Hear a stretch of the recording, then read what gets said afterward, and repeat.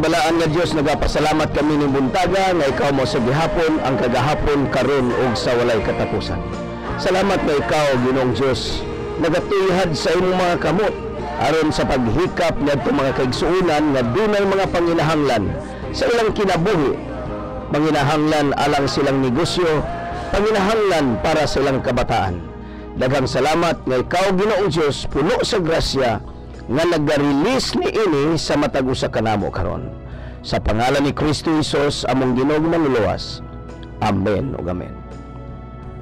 Praise God. May buntag sa atong mga kaigsuonan nga nagapaminaw kanunay ning atong tulumanon dinhi sa kahanginan Worship on Air program sa Throne of Grace Global Fellowship nahimutang sa May Gonzales Simino Building 4 Tubod Highway, Iligan City. Kung nakadiri sa Iligan igsoon, imbitahon kanako pakigkauban kanamo, pakigduyog kanamo karon ning adlaw sa pagsimba ug pagambahan sa atong buhi nga Dios. Dunay live worship o preaching sa Word of God mga igsoon 9 o'clock magsugod diya sa Throne of Grace Global Fellowship. Dali lang ito tulon, pareho na nga building nga giabangan sa Pag-ibig Office o sa PhilHealth mga kaigsunan sa Tubod Highway.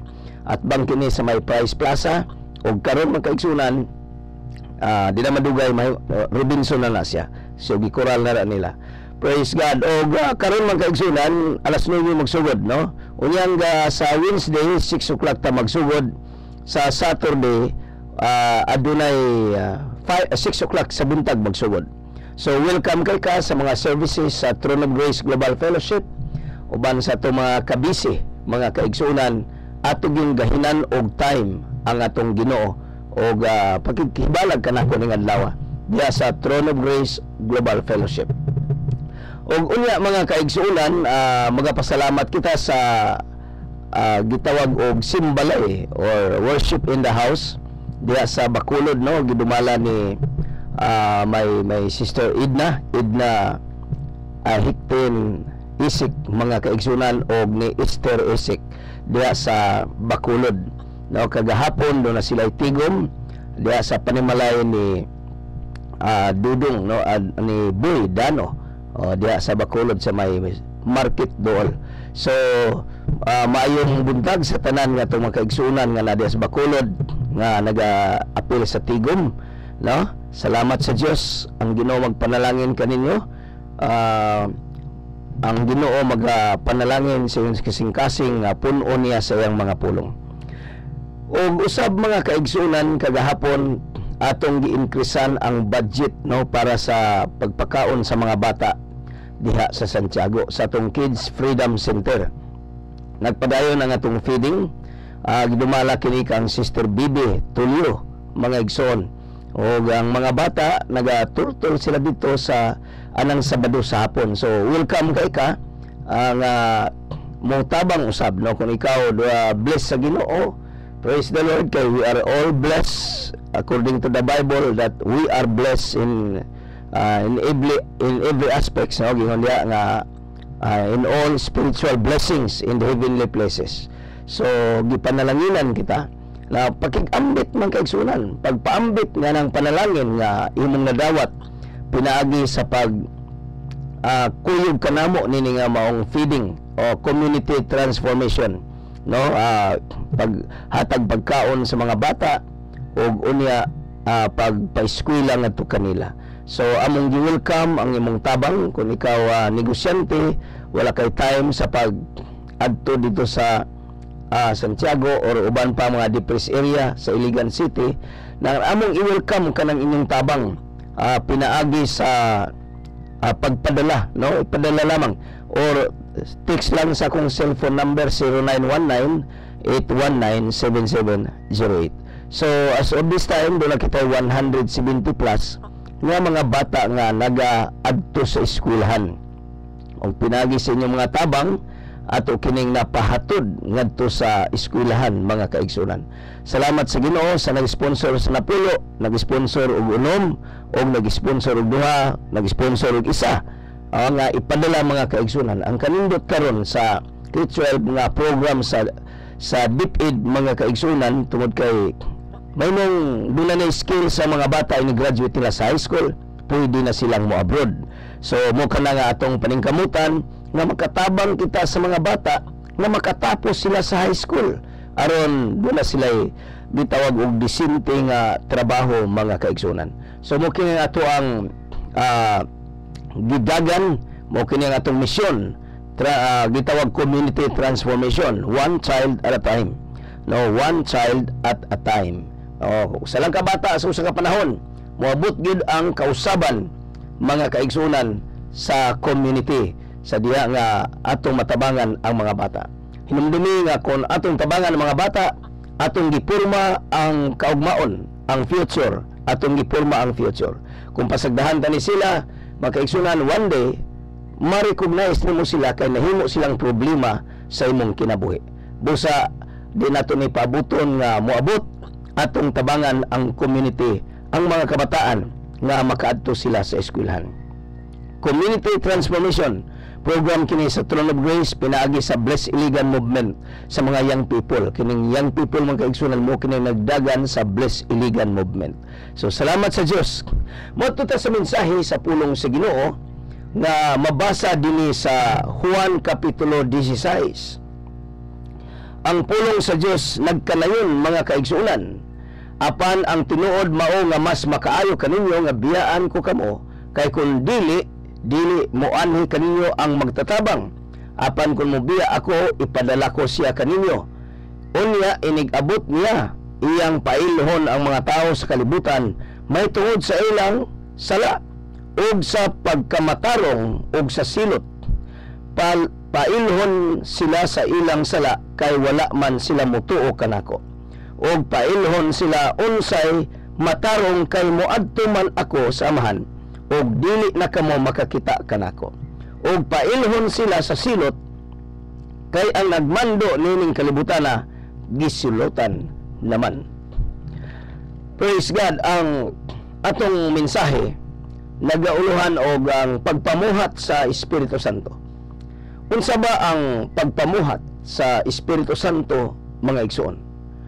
Ang Espiritu Santo dunay talagsaon nga pagpamuhat sa atong kinabuhi. Sumala sa bersikulo 7, naghisgot si Jesus nga biyaan niya ang mga magtotoo.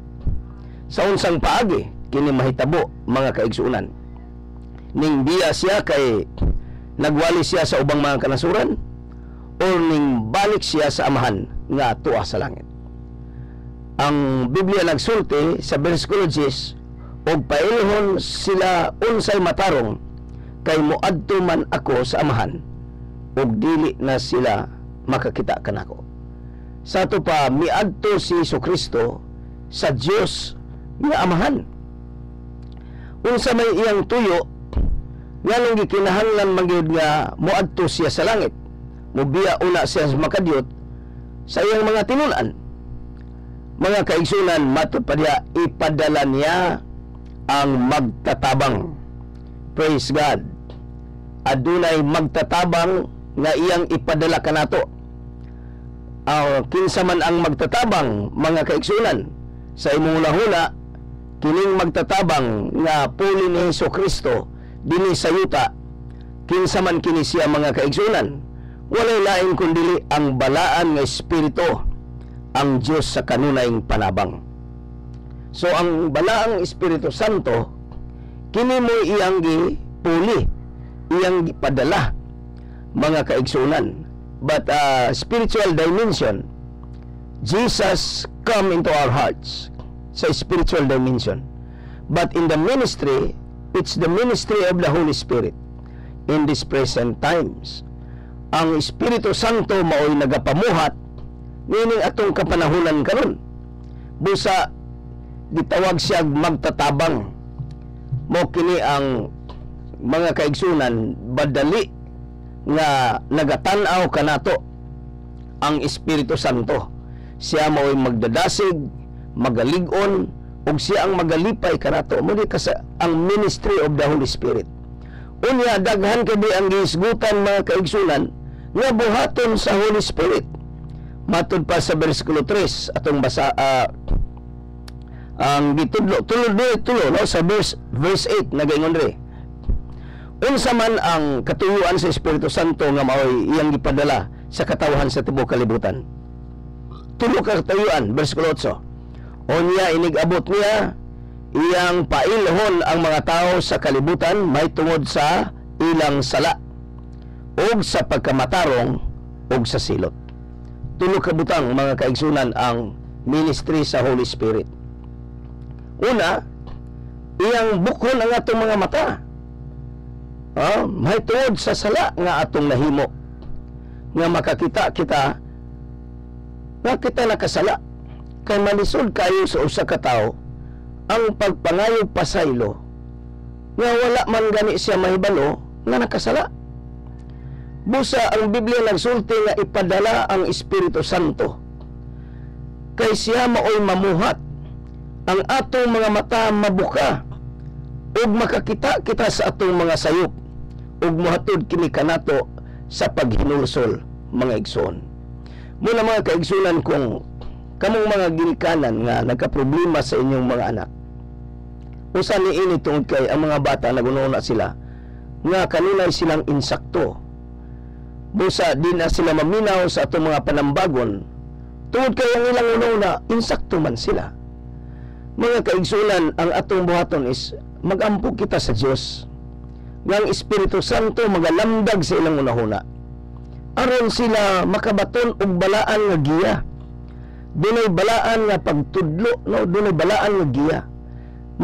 Makadawat sila conviction of the Holy Spirit because it is the ministry of the Holy Spirit nga pailhon tanya sa atong mga sala, mga igsoon.